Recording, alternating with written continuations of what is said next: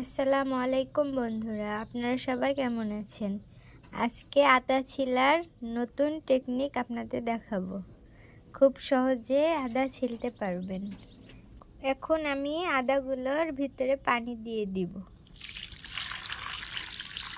এমনভাবে পানি দিতে হবে যেন আদাগুলো ডুবে থাকে। আমার আরও পানি লাগবে।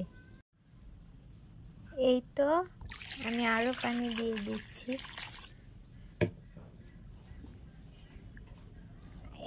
এভাবে আধা ঘন্টা ভিজিয়ে রাখবো।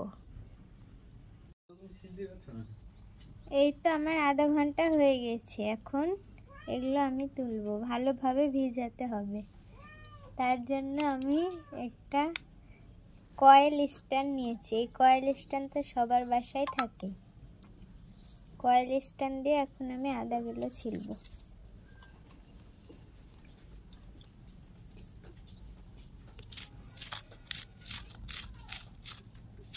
দেখুন কত সুন্দর উঠে যাচ্ছে।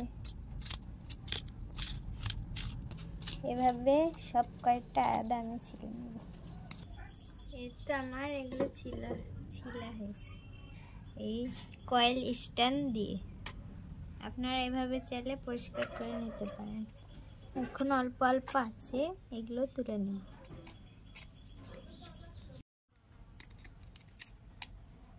এই তো হয়ে গেছে। এভাবে আমি সব কয়টা আদা ছিলে নেব।